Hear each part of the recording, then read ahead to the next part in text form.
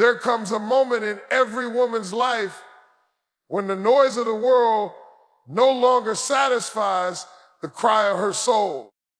She gets tired of begging for love, attention, and validation from people who were never meant to carry her destiny. She realizes that what she was chasing was never her source. It was a distraction. But when she turned her heart toward God, everything shifted. Her identity got rooted. Her peace returned. Her purpose awakened. This is not just a story of letting go. It's a story of rising, of breaking free, of becoming. She stopped chasing people and started chasing God. Letting go of people who were never assigned to your destiny is one of the most difficult, yet liberating decisions a woman can make. It's hard because your heart was invested. Your time, your prayers, your tears, all poured into people you thought would walk with you into every season of your life.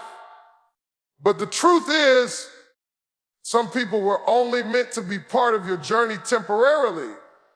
Their assignment in your life was seasonal and not permanent. And holding on to what God is trying to remove will only delay your growth, your healing, and your next. There's a weight that comes with trying to drag people into places they were never equipped to go.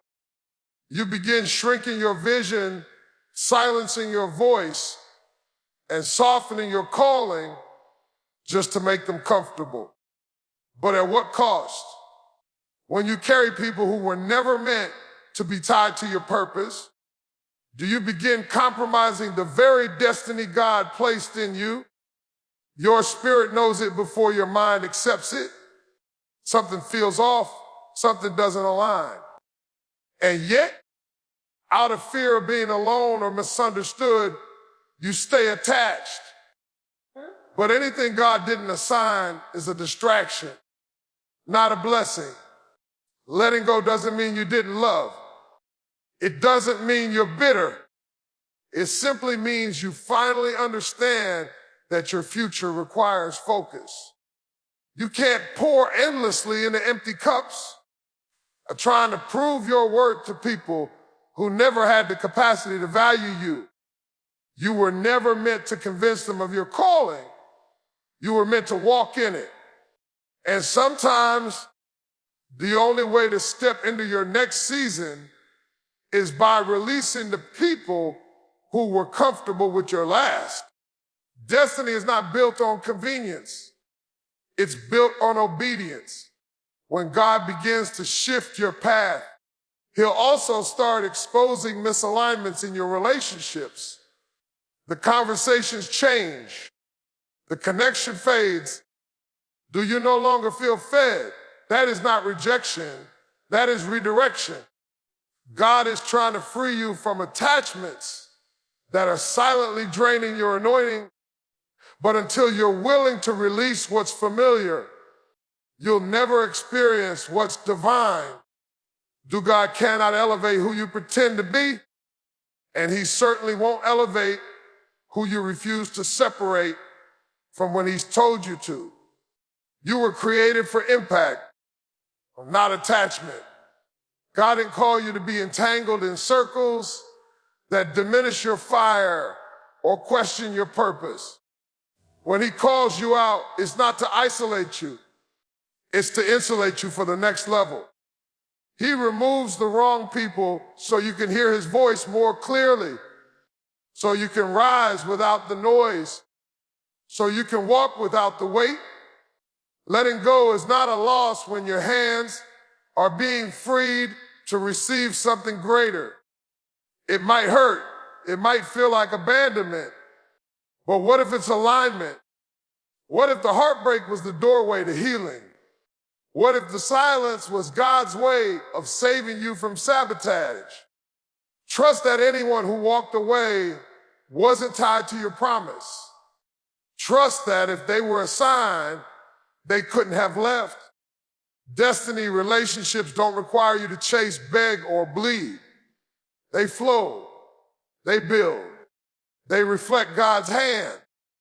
The moment you stop trying to resurrect what God buried, you step into resurrection power yourself. You stop living in memory and start living in movement. You stop rehearsing pain and start revealing purpose. Don't be afraid to let go. You're not losing them. You're finding you. And what's ahead of you is far greater than what's behind. There's a breaking point, comes when you spent too much of your life chasing people, seeking their approval, begging for their presence, attaching your worth to their validation. You keep trying to earn love that should have been freely given, contorting yourself into who they want you to be and forgetting who you are in the process. But healing doesn't come through their acceptance. It doesn't come when they finally notice you, apologize, or choose you. Healing begins when you stop making people your priority and start pursuing the purpose you were born for. When you live chasing people, you live in cycles of rejection, insecurity, and disappointment. You make decisions out of fear of losing connection rather than the confidence of your calling. You silence your voice to maintain peace, dim your light to keep them comfortable, and compromise your dreams just to be included. But your soul was never created to be fulfilled by people who can't even carry the weight of your destiny. What you've been searching for in people, belonging, affirmation, identity, can only be found in the purpose God placed inside you. Purpose gives you direction. It anchors you when people walk away. It sustains you when validation goes silent. You no longer need to be chosen by them because you realize you've already been chosen by God. Chasing purpose means you start walking in alignment, not desperation. You begin building instead of begging. You learn that the mission is greater than the momentary comfort of fitting in. And in that pursuit, healing begins to rise from the broken places because now your value is no longer in question. Your focus shifts from trying to be loved to living from a place of love. Purpose rewires your perspective. You begin to see that every rejection was redirection. Every closed door was protection. Every delay was preparation. What once felt like abandonment now looks like divine alignment. You're not left behind. You're being set apart. And as you lean into that truth, the wounds that people cause start losing their power. Their silence no longer controls you. Their distance no longer defines you. You realize that you don't need their presence to fulfill your purpose. You need clarity, consistency, and courage to walk in what God already entrusted to you. Healing doesn't always happen in comfort. It happens in clarity. And clarity comes when your eyes are on the assignment, not the audience. When you choose purpose over people, you begin creating instead of complaining. You start rising instead of reaching. You learn how to walk away in peace instead of staying out of fear. There's a freedom in no longer needing to be needed. You're no longer available for every distraction because you understand the cost of delayed purpose. You begin to invest in what feeds your growth. You steward your time, energy, and emotions like a builder, not a beggar. You recognize that your calling won't wait for the approval of others, and your destiny won't be delayed by their absence. Healing becomes your portion because now you're aligned. You're no longer proving your worth. You're walking in it. You're not waiting to be rescued. You're rising in responsibility. And every step toward purpose pulls you further from the pain that once held you hostage. You stop wondering why they left and start embracing what's ahead. You stop rehearsing the betrayal and start running toward the vision. Chasing purpose becomes the path that not only heals you, but also reveals you. Because the truest version of you is found not in their acceptance, but in your assignment.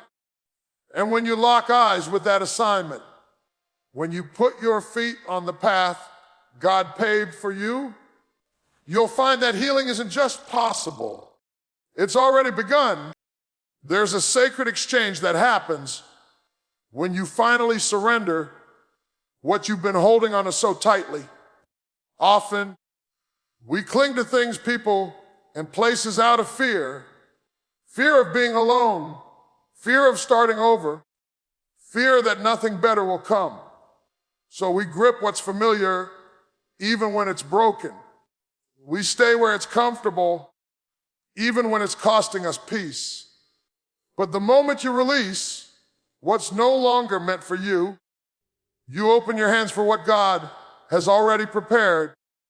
He never asked you to let go without the intention of replacing it with something greater. It's human nature to want control.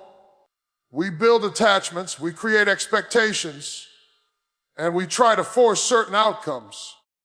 But what we don't realize is that clinging to what God is calling us to release often becomes the very thing that blocks our next blessing.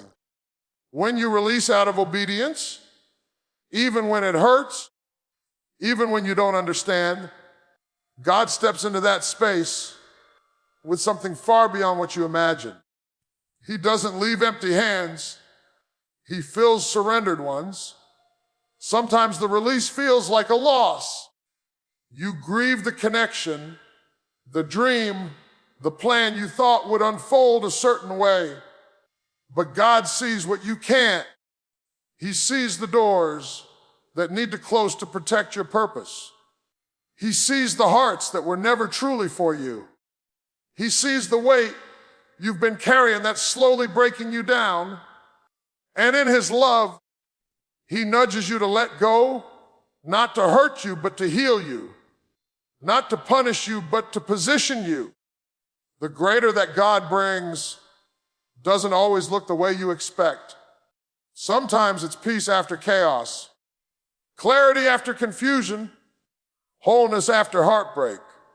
Sometimes it's a deeper relationship with Him, where your faith is no longer based on feelings, but trust.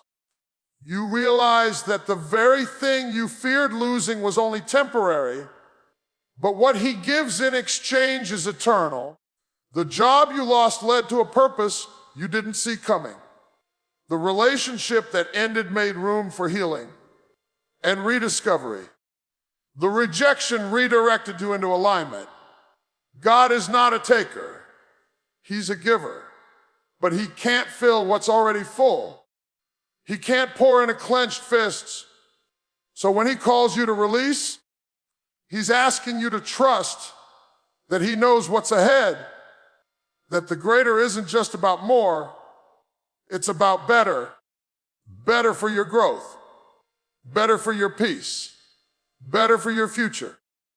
It's about making room for the divine over the comfortable, for the eternal over the temporary. There's strength in surrender. There's power in saying, God, I don't understand it, but I trust you with it. And every time you've released something in faith, heaven has taken notice. You may not see the replacement immediately, but trust that it's already being prepared. Sometimes God is working behind the scenes, aligning details, preparing hearts, positioning opportunities, so when the greater comes, it fits perfectly into the season you're stepping into. What God replaces is not always louder or flashier, but it's always deeper, more fulfilling, more aligned with your true identity. Because God doesn't deal in counterfeits. He deals in purpose. And He is a God of restoration. When you place broken pieces into His hands, He returns beauty. When you give Him your disappointment, he writes a better story. When you let go of what you thought was the best, he surprises you with what's beyond anything you could have created on your own. So don't fear the release. Don't mourn what was when God is birthing what will be. What you thought was an end date may be the very beginning of the most beautiful chapter yet. And when you finally see what he had in store all along, you'll realize the release was never a loss. It was a divine setup for something greater.